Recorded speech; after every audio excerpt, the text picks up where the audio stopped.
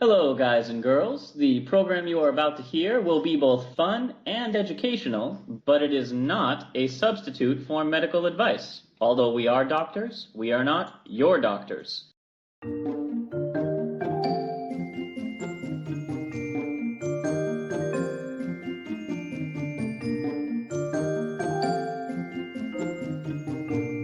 Hello, and welcome to Travel Medicine. As always, I'm your friendly neighborhood internal medicine doc, Dr. J. Heyo, Dr. Santhosh here, pediatric infectious disease doc and a researcher.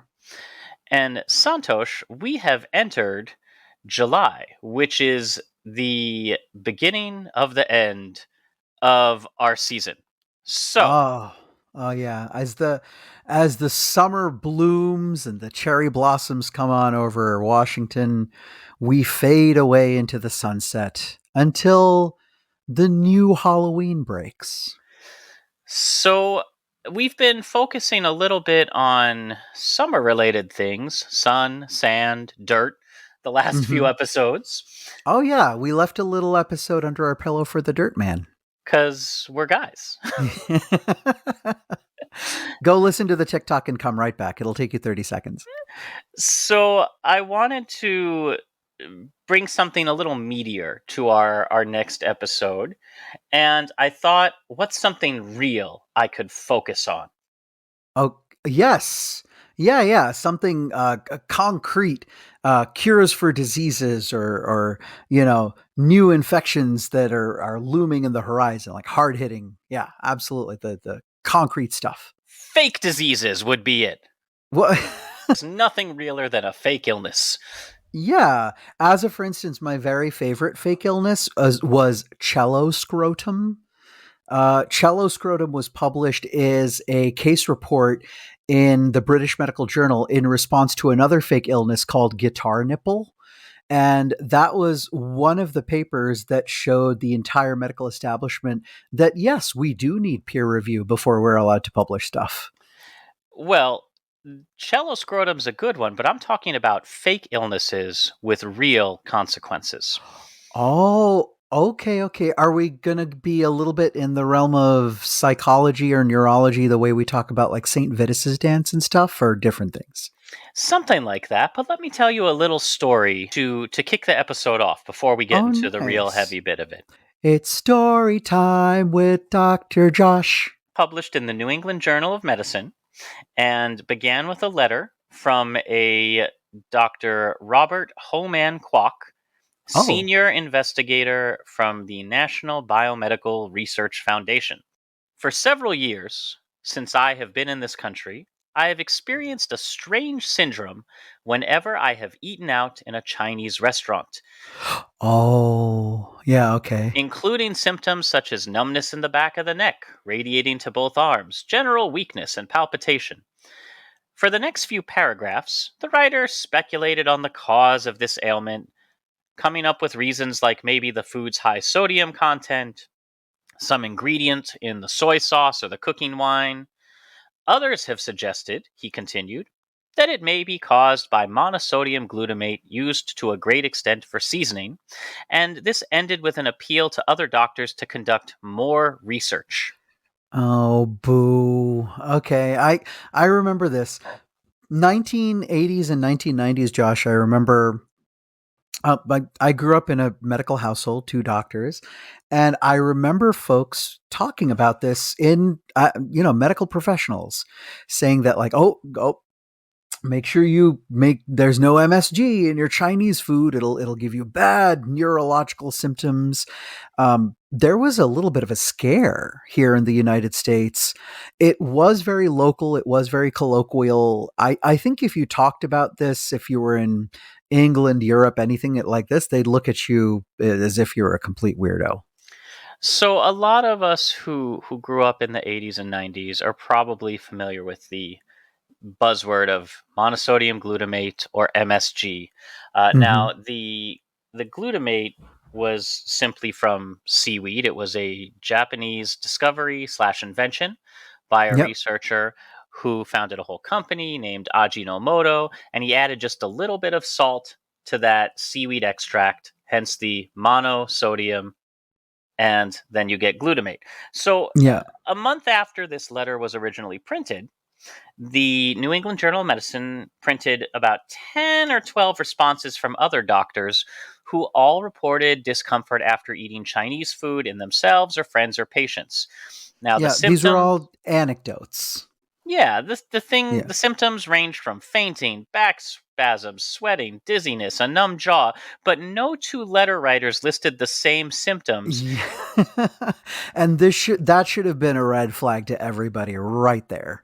There is no substance on the planet uh, really that can give you so many myriad symptoms that absolutely none of them line up. Counterpoint, syphilis. But Well, no, there's some you're gonna but you're find, not but you're not getting yeah, it from eating Chinese food. sure, Uh, yeah, so that's true. You're not getting this from eating Chinese food either, by the way. Yeah, So, and a lot of these articles all seemed to kind of be smirking at each other, like, "Oh yeah, it appeared in my body, came on at varying times after eating." Some people seemed like they knew it was satire. Others were trying to be very serious, like cello scrotum. But newspapers didn't get the joke and began running stories about Chinese restaurant syndrome. well, yeah. I mean, this was happening in the New England Journal of Medicine, not the Onion. So, of course, somebody set out to study it. Now, what you're about to hear is some terrible, terrible science. Yes, yes, So, absolutely. neurologist, who should know better, Herbert Hmm. Schomburg, had originally written a letter that absolved MSG since he said he cooked with it all the time at home. And he said, Yeah, it's not a big deal. Symptoms pass in 5 minutes. yeah. However, That this is a good point of clarification. MSG this entire time was a food grade product. It was a pretty much natural additive. For those who don't know, it's a flavor enhancer. It basically you add it to the thing, and it goes on a receptor on your tongue and kind of flicks on the other receptors. So salty stuff tastes more salty, umami tastes more umami, et cetera, et cetera. And it's you can just buy it in a grocery store. This wasn't some weird controlled chemical. so suddenly Schomburg was singing a different tune with some questionable experiments. So he said he Yeah. visited a local Chinese restaurant for several days for breakfast, lunch, and dinner, eating everything on the menu in a deliberate attempt to induce symptoms, and surprise, surprise, he did. Then Oh, he gave MSG to three blinded volunteers who he said three. all of who he said reacted badly. One of these volunteers was Schomburg himself, so that's not really blinded. Not really. Yeah. How did this make it into a paper? Also, he admitted several of the symptoms he observed, racing heart, tears, nausea, can also result from anxiety. Like, the anxiety someone might feel when a doctor gives them a substance he claims will induce symptoms. Yeah, there is actually a term for this. Just like we have the placebo effect, no chemical interaction per se that actually relieves a symptom or makes it better, but you still feel better. Let, There let me is, well, there's also a nocebo effect. You can trick the person into, saying that an inert substance make you feel bad or pain. No, let's go on. We so rarely get to bash neurologists. Let's have some fun with this one. Yeah, bash away. So, Yeah. 7 months later, Mm. in 1969, Schomburg, terrible scientist, and three colleagues published a more formal, equally flawed study with six volunteers who had all had attacks at a Chinese restaurant previously. Two were taken back to the restaurant and suffered attacks while eating a soup rich in MSG. The Uh other huh. four were given pure MSG to eat and suffered attacks as well. Then they Okay. ran a second unblinded experiment that gave pure MSG to 56 people, where Wha- each was asked about three symptoms. The presence of any one symptom was taken as a sign of toxicity. 55 wha- of the volunteers showed signs, but only three experienced all three. yeah. So basically, you've replicated nothing and you've given MSG to someone in a form that they would never consume MSG. That's, Oh, yeah, you yeah. know, Wait, in a yeah. third part of the study, Oh, no. they took 9 volunteers who all had a history of headaches, Uh huh. placed 3 bowls of chicken broth in front of them, One of the bowls contained MSG. Like an MSG Russian roulette type of thing, Now, of those, or an MSG three soup Monty. just Sorry. two, just two of the nine reported headaches. Now, Okay. imagine chugging malt vinegar or swallowing cayenne pepper or a bottle of mustard alone. Yeah. Yeah. That's That's so. Let's move on from our first terrible neurologist and go to a psychiatrist, Dr. Robert Olney, who then pushed the stupid science even further, claiming MSG caused brain damage. And to discover this, he injected albino mice pups with a solution of 4 milligrams of MSG per gram of body weight. well, injected. Yeah, yeah. No, no. MSG just stays in your taste receptors, like Oh on no, your tongue. no. Well. After that, he injected 20 more mice with even higher concentrations, up What? to 7 milligrams, and followed them through maturity, compared with 18 control mice who didn't receive injections. And based on this, he declared pregnant women should avoid MSG due to a potential damage to fetuses. this is this is like saying pancakes are bad for you, and then you just liquidize pancakes and inject a mouse with it. Yeah, they're gonna die. Yes. So let's briefly let's take a step back and Uh-huh. point out a couple facts our audience should know. Uh-huh. The amount of MSG only injected was excessive. It's the equivalent of an adult human eating a whole pound of MSG in one sitting, whereas in a typical American diet in 2024, people consume around zero point zero 0.01 milligrams of MSG per Yes. gram of body weight daily. So he's injecting huge amounts that you would never take. Also, he's injecting them. Humans don't inject MSG under our skin. We eat it, which allows the acids and enzymes in our stomach to break the chemical down. He also, making claims about the fetus, did not account for the blood brain barrier, the fact that humans aren't mice. Like, everything about Chinese restaurant syndrome was from the beginning, if not thinly veiled racism, incredibly poor science. Yeah, this was everything about this was awful. I'll put out a fairly common dictum in science and especially in toxicology. The dose makes the poison. Okay? Water will kill you if you drink enough of it all at once, and will certainly poison you and make you hyponatremic before that. You cannot use super physiologic amounts of a substance and directly inject it into someone and say, oh, this is the equivalent of a fraction of this amount being on your tongue. You just can't. So, contrary to popular belief, MSG can actually be helpful for those with high blood pressure, heart disease, or strokes, not from any inherently protective effect, but because it decreases the amount of sodium needed in a recipe by 20 to 40% due to its enhancing abilities. Yeah. It makes the salt taste saltier, essentially. So you don't need to add as much to get the same kind of kick from your food. So, now that you have a rough idea of how fake diseases can have real consequences, because a lot of Chinese restaurants suffered, there was a lot of racism directed to this. Food products that had MSG would be pulled, even though it had been something in all of our food for years before, Yeah. well known among Asian cuisine. So I figured, let's talk about some cheerier fake diseases with real consequences. And where are we going to find that hope and optimism? That's right, World War II. What? Why do you do this? What's going on with you? Your segues keep getting more and more insane and violent as our podcast ages, Josh. Just lucky, I guess. So let's Yeah. let's start. Oh, sorry. Just as a quick round off, MSG is fine. This was a horrible, horrible experiment in fraud, and the big lesson here is the lie makes its way around the entire world before the truth has a chance to put its pants on. It has been decades since this study, and we're just now kind of sweeping up the all the lies. But yeah, take us to World War II, Josh. So I'm going to start with another story, then we'll get to some fake ones because I want to set the scene. Oh yeah, yeah, yeah. Okay. 1941, Christmas time. Ooh, okay, nice. Well, scary but nice. Yeah. Over 600 German soldiers visited Paris. Visk. Are we giving the PG version? What's going on? They invaded Paris. Yeah. Yeah, and Yeah. then the ones who hadn't invaded it went to visit the conquered territory.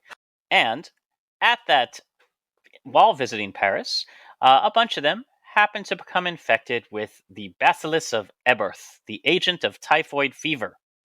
Oh yeah, oh, absolutely. So Basilisk, the Bacillus of Eberth is rickettsia. Oh no, no, sorry, typhoid. Sorry, Salmonella typhi. Yes, so Bacillus meaning rod-like bacterium. Yes. Now, this comes from a paper that was very difficult to track down and only in French, written by Lucien Brumpt, and relates. It's a text prepared before his death that relates the event about 70 years after it took place. Oh, and guess who was able to find it? Us guys. That's right. Uh, Now, the 600 German soldiers who became infected with typhoid fever all caught the infection at the Brasserie Le Brun, situated in the center of Paris, and it was in fact an act of resistance. Whoa, are we talking about like antimicrobial resistance? Yeah, we're talking about cafe employees who are essentially using biowarfare on occupying forces in What? their croissant and coffee. they they spiked their croissant with salmonella? With their croissant. Uh, And the only reason this even kind of came to notice was due yeah. to a rapid hemodiagnostic test described by Lucien Brumpt, the one who prepared this paper. Fighting forces of the Wehrmacht came from all over France to Paris during the Christmas holiday, Mhm. and numerous cases of typhoid fever occurred, the common epidemiological element of which was the festivities at Christmas Eve in this kernel. And a German doctor colonel had to deal with this epidemic, so he was aware of Lucien Brump's rapid hemodiagnostics, where you Okay. take a emulsion of bacteria in a Mhm. 10% sodium citrate solution, Okay. adding a little bit of formalin, and coloring is carried out with 1 drop of methylene blue, Yes. Uh-huh. to which is added a drop of blood that makes the circular swing. And there is no modification if the event is negative, but if it's positive, you get agglutination or clumping. That's as Oh, simple as I can describe it. so essentially this is an antibody test. This is so cool. So he basically, broke apart and perforated the bacteria so you had a slurry. And then the blood has antibodies in it. If the antibodies and the bacteria react, meaning if the person has antibodies against typhoid, then basically it'll clump together this solution of bacteria that you have. So this is serodiagnosis. This is antibody diagnosis against salmonella. This is so cool. Now, the reason that we were kind of clued in that this was an act of resistance is because of the 600 cases that were diagnosed, Brumpt noted numerous acute onsets that did not respect the laws of Wunderlich. Oh yes, Wunderlich, who is the person who established, the fever curves and temperature curves that we still misinterpret to today. By the way, but yeah, he had rules about how diseases should work. Are these kind of like Koch's postulates?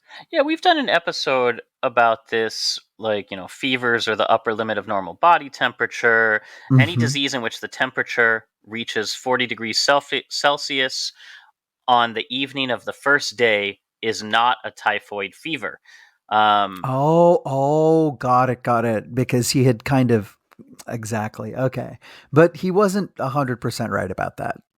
No, he wasn't, but that was the understanding at the time, along Gotcha. with a couple others. So basically, people were getting typhoid fever way faster than they should exhibit typhoid fever unless they were getting, some kind of doses. Now, when the Because they were getting mega doses of it spiked in by these patissiers. now you see why our Chinese syndrome, restaurant syndrome story becomes relatable. Oh my gosh. Okay, okay. Uh, Now, a few carriers were also found among the kitchen staff in the restaurant. Not Okay. quite a typhoid Mary situation. Ones who maybe, if they were working excessively with some form of biowarfare, could have become infected themselves, or Okay. maybe were just doing so for resistance. Now, unfortunately, it focuses more on the diagnostic technique rather Mhm. than discovery or epidemiology. So we can only make some fairly educated inferences about this paper, and sadly, it was very difficult to track down any other corroborating sources. But I thought a little cafe that spiked the Christmas Eve croissant with typhoid would be an excellent start to our Fake Diseases, Real Consequences episode. Oh, that is fantastic.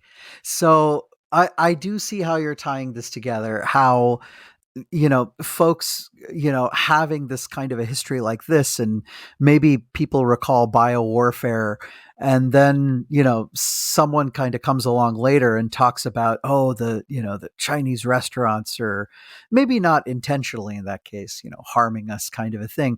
And all of a sudden the lie has legs. Wow. Okay. Now, let's move a little bit deeper into World War II, a little bit Mm, darker, where we're still going to get some light. We yeah, are going to talk about the Holocaust. So, sure.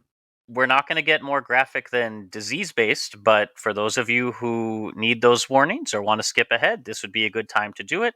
I do encourage you, stay tuned. There's some good news coming. Yeah, yeah. Please do, because the story starts off kind of dark, but it is kind of a beautiful way of using, the threat of bioterrorism against some really bad people. So, we're going to talk about Syndrome K for this next Okay. section. Between 1941 and 1945, Nazi Germany, under control of Adolf Hitler, murdered around 6 million Jews, about two-thirds of the European Jewish population. Hmm. In the middle of that, September 1943, the Italian Social Republic, headed by Mussolini, began arresting and deporting Italian Jews to concentration camps, where approximately some 10,000 had been suspected of being rounded up and sent to the camps. Now, in Italy, all but 1,000 of those returned home after the war had ended. Not in any great condition, mind you, but a lot more than returned home from Germany. So here's where our story begins. On October 16th, 1943, Nazi soldiers began a raid on a Jewish ghetto in Rome. A stone's throw away from the ghetto was the 450-year-old Fate Bene Fratelli Hospital on a tiny 270-meter long island in the middle of the Tiber River. I think I had some Fata Bene Fratelli last night for dinner. Under the direction of Professor Giovanni Borromeo, a man who had refused to join the fascist party, the Catholic hospital had already become known as a safe haven for Jews, which allowed doctors like Vittorio Sacerdoti, a 28-year-old Jewish man who had lost his previous job due to his religion, to work under false papers in the hospital. Oh, cool. Okay. Professor Borromeo had also installed an illegal radio transmitter and receiver in the hospital basement used to communicate with local partisans and resistance fighters.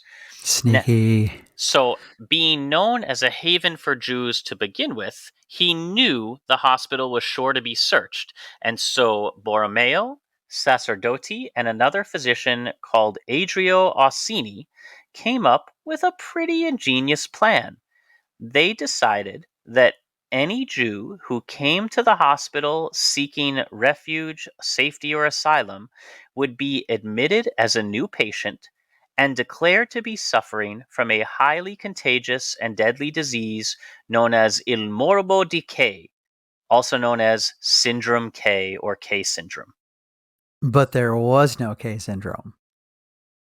There was not, so doctors could now tell the difference between real patients and those seeking shelter. If you showed up at the hospital saying, I may have symptoms of Syndrome K, you were essentially looking for the Underground Railroad.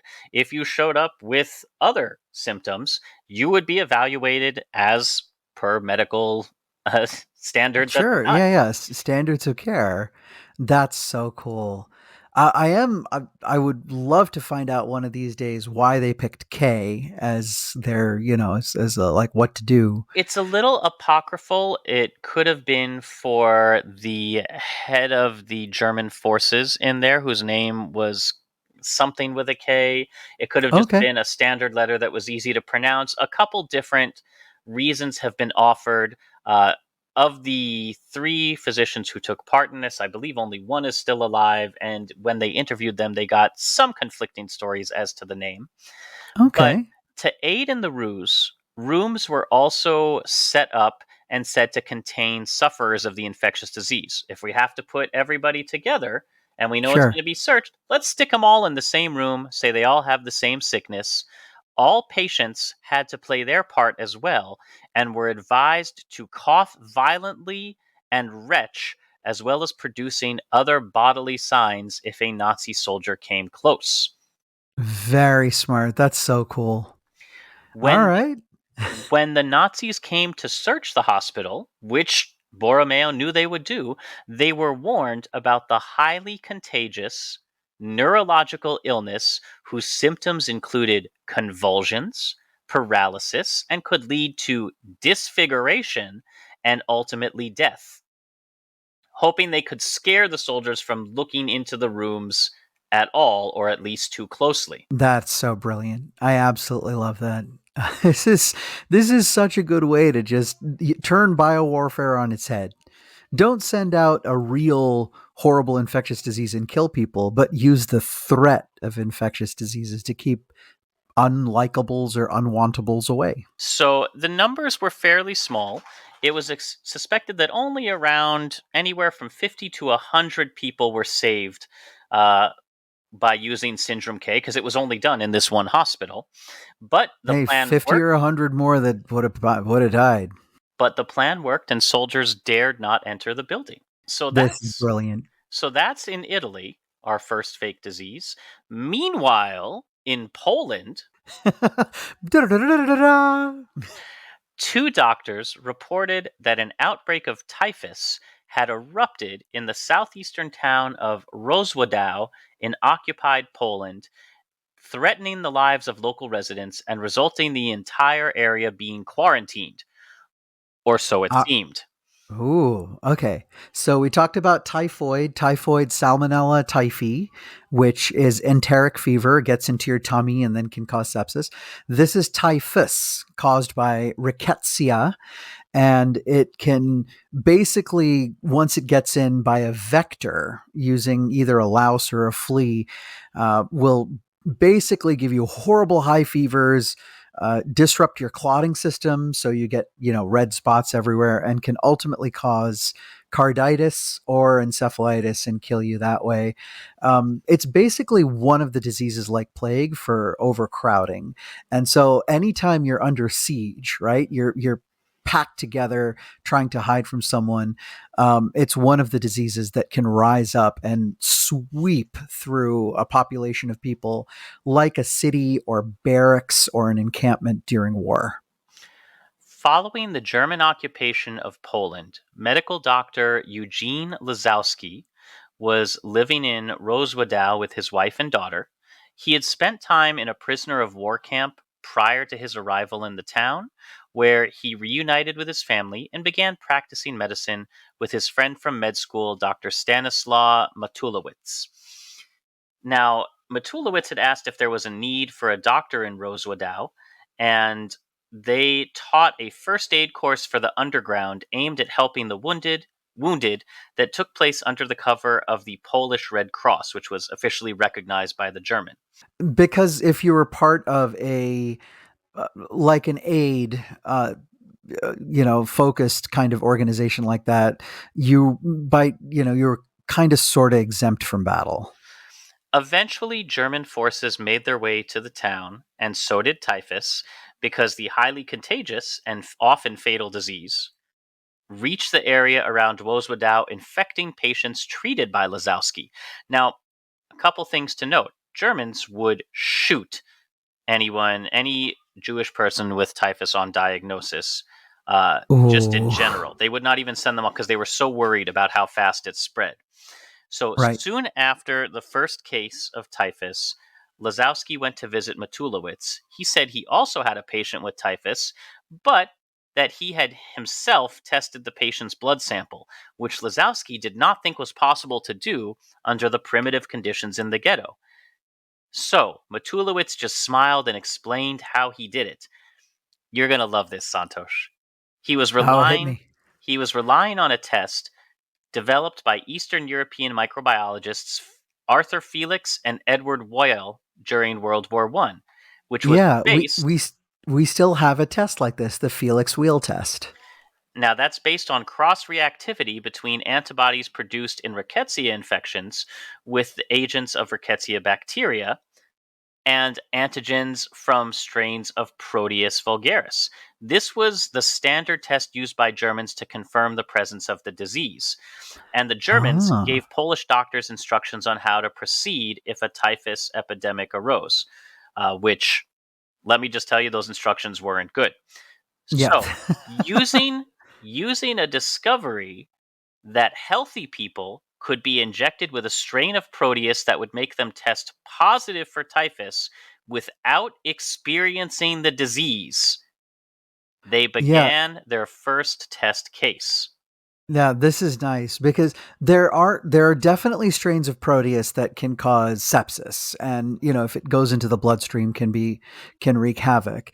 But I believe there's other inert forms of sepsis you can give, or you can just kill the sepsis and inject it, or kill the Proteus and inject it. So, the very first patient they were going to test it on was informed that he would be the first person to get the injection and some unpredicted reactions could occur. They warned him about the consequences if they were caught. So they taught him how to simulate the symptoms of typhus, told him not to say anything even to members of his family. The coached patient soon developed severe headaches, became very vague. The family called Stasiek, who injected the patient with his solution. 6 days later, he took the blood sample, meaning the results were positive. He took another blood sample, sent this one to the official lab, read the one looked over by Germans. The lab sent him back the red telegram. The Wheel Felix test is positive. Now, this was in a Oh, German patient. mhm. So that doesn't mean instant execution. It means, oh, our people are sick. We have to take care of them. Right, right. Using this, Lazowski created a fake outbreak of epidemic typhus, which the Germans then quarantined. Nice. Now, a crucial part of their plan was ensuring the fake epidemic spread at the same pace and in the same way a real one would, so they relied on official German protocol in reporting new cases. They planned sporadic infections in villages around the area, which the Germans did not often visit, so the growth wouldn't appear suspicious. And because the whole town was quarantined, the Germans never came into it, or the German army never came into it, which meant all the people who lived there, about 8,000, were saved from being sent to German labor camps. Oh, that is absolutely beautiful. That's fantastic. So, and it works kind of doubly. As I stated before, typhus is one of these diseases of overcrowding. One of the places you get overcrowding, you'll get them in prison camps and places like concentration camps as well, but you can certainly get them in barracks and army encampments, which means that if you sent an officer or a soldier or anything like that into a typhus infested area, and then they came back and they went into, an army base or encampment or something, it would spread like absolute wildfire. And the only way to stop it would be to disband that encampment. So the solution is, well, don't go in there. And we're in World War II. Okay. We are just at the advent of some antibiotics. I don't think any of which at that time were effective on against rickettsia. So, there was no saving people from this disease at that time. When it started up and started, spreading, that's it. That population was in deep trouble. Now, this did not go off entirely scot-free, and I'll link to the story and paper that, the Germans did become somewhat suspicious of these two doctors, but Hmm. they both survived, and after the war, Lazowski left Poland in 1958, emigrating to America, where he became professor of pediatrics at the University of Illinois Medical Center. Yeah, Chicago. Very nice. And thus began the large Polish settlement and the introduction of sausages to Chicago. No, I'm kidding. That had nothing to do with that. Do not print that. Now, we've talked about several fake illnesses that saved lives during World War II, but it wasn't limited to things happening behind enemy lines because the Allies distributed guides to faking sickness. Ooh, okay, gotcha. So, part of the propaganda produced by the political warfare executive under Sefton Delmer had a twofold aim to induce malingering, so faking illness to avoid frontline service or war work, and to sow doubts in enemy medical personnel over those with genuine complaints. Meaning, if you had somebody, you drop a whole bunch of pamphlets that tell you, here's how to fake being sick so you don't have to fight in the war. And a few people are going to say, hey, now I don't have to fight in the war because I can fake being sick. But all the doctors are like, oh, is this a real sickness or is this somebody faking? Pretty effective as propaganda goes.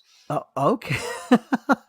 So they were trying to tell the Axis, the folks who are, in Germany and Italy and other people who are under Nazi regime, to try to get out of serving their horrible, horrible masters. Here's a guide to getting a doctor's note. The Okay. first such guide produced This is this is like Ferris Bueller at the beginning of the movie where he's trying to teach you how to get out of school. more than you know. The first such guide, produced in 1942, masqueraded as a sports manual for the Navy, so it wouldn't immediately be obvious. The first couple pages were genuine exercises, and then you got text detailing how to fake back pain, heart trouble, how to induce diarrhea and skin complaints. And they were hidden in fake hymn books, French German phrase books, packets of cigarette papers. Here's a couple examples. The pamphlet advises a man must act as if he hated to be ill, stick to one set of symptoms, and don't tell the doctor too much. Oh, very, very smart. Yeah. Stay vague, stay consistent. And, nobody likes to be sick. Oh, man, I wish I could go fight for my country. Oh, man. Like that. Recipes for 12 diseases follow. Samples: artificial skin inflammation. Take 3 times daily a teaspoon of 10% solution iodine potassium in a glass of water until a scarlet like affection of the skin results. It is completely harmless. That's true. I actually don't know if this is, like thyroid suppressive or, I think the iodine potassium actually just the purplish dye leaches into your skin. If you tried to do it topically, then it would look way, way too purple. It really wouldn't work. But that stuff, by the way, Josh, it's going to taste god awful. For a stomach ulcer, for a number of months you have been suffering of gnawing and burning pains, especially violent, 15 to 30 minutes after meals. Heavy food, fatty and greasy foods do not agree with you. The doctor will probably send you to the hospital for observation. Very important, when at the hospital, take a portion of dried blood powder every evening. The blood test in your stools will then be positive. Ulcers. Very, very nice. Okay. For heart disease, this one's my favorite. Yeah. Smoke 20 to 30 cigarettes a day. Okay, this is bioterrorism, or at least chemical terrorism. But if you normally smoke that much, try doubling that number. So it's, Take four digitalis tablets daily no, for one no, for 1 to 2 weeks. no, come, no. Now you're gonna kill someone with this. Report to the doctor with the following complaints. You don't feel well, are short of breath after exertion. Occasionally you have attacks of pain in the heart region and a feeling as though you're going to die. Uh, Mm. Before going to bed, wrap a round stone, eraser, or short piece of rubber tubing in gauze. Fasten firmly to exert pressure where your funny bone is located. When a sufficient degree of paralysis has resulted, report to a doctor. This is like you're like the same thing like if you knock your funny bone against your chair or something like that, but just like sustained kind of a thing, and your hand will cramp up Or if you've because ever you fallen asleep with your arm over a chair. yes, yeah, there you go, yeah. I this one's a little bit more destructive to your faker though. So, the techniques for malingering which were recommended had been specially devised by the late Dr. J.T. McCurdy of Corpus Christi College, a wise old one eyed Canadian. I don't know why they felt the need to mention that, but if they're going to, so am I. McCurdy's job normally was to practice and teach the healing of mental illness. Now, he reveled in applying it against Hitler's Germans in the reverse. So, his two fundamental rules for malingerers, and this was in the American side pretty much the same thing. The Hmm. malingerer must give the physician the impression he is a patriotic citizen, dedicated to his duty, who has the misfortune to be ill despite himself. One single symptom, said the handbook, which the doctor has discovered by his own questions, is worth 10 which the patient has volunteered. Yes, because if and this there's a little bit of an ego thing here, but if we as the doctor dig up a symptom, then it's oh yeah, I know what this is, rather than like oh what's going on here? This dude read a book. The booklet then proceeded to enumerate the symptoms the patient should allow the doctor to discover in examination. Now, the British focused on here's how to get the disease that you want and what they gave to German propaganda. The Americans focused on what kind of leave was desired by the patient, whether you wanted a short respite from duty, a longer one, or whether you wanted to be exempt for the duration of the war. Man, America has never been able to do well at paid time off. Things did not turn out altogether as intended because the German authorities were so impressed with Dr. McCurdy's handbook, they had it translated into English and then shot it back into British and American lines. Well, okay, well that's fair play. The German made version outlasted war hostilities, and copies of it were still fetching a good price in London's Soho right up till 1952. Oh, nice. Okay, so enough to kind of mess with us during the Cold War. Okay, and probably kind of messed with folks during the draft for things like Vietnam and Korea over here. Even if a few people pick this stuff up. So there you have it. Everything we've talked about is fake. Everything we've talked about is real. Nothing means anything. Reality can't be trusted. And yet, hope remains.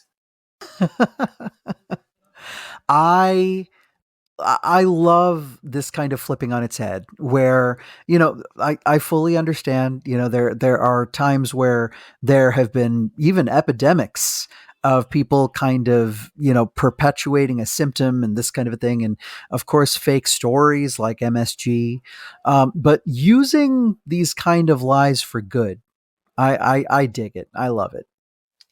So that's it for this week. If you know of any other medical hoaxes or fake diseases that were used to save lives or do good turns, send them on over. We are on all the social medias. As always, this show is produced by me with a lot of help from Dr. Santhosh and friends. If you'd like to support us spiritually, emotionally, or financially, links to do that are in the show notes, along with links for further reading about the fascinating things that we discovered this hour. Oh yeah. Ooh, Josh, the Avatar: The Last Airbender, Pentapox. That's a good one. I mean, Oh, it's that's a fake illness in a fake story because it's fiction, but but yeah, again, using medical knowledge to save lives, if not in the traditional way. So go ahead and watch Avatar: The Last Airbender, the cartoon version. yeah, yeah. Please. Our theme music is composed by Rachel Leisure, and as always, until next time, keep a song in your heart, soap on your hands, a shot in your arm, a spin on your globe, a series of symptoms in case you're caught behind enemy lines. Yeah. And when you've done all of those things, pick a place to go, a thing to do, and happy travels. Bye, everybody.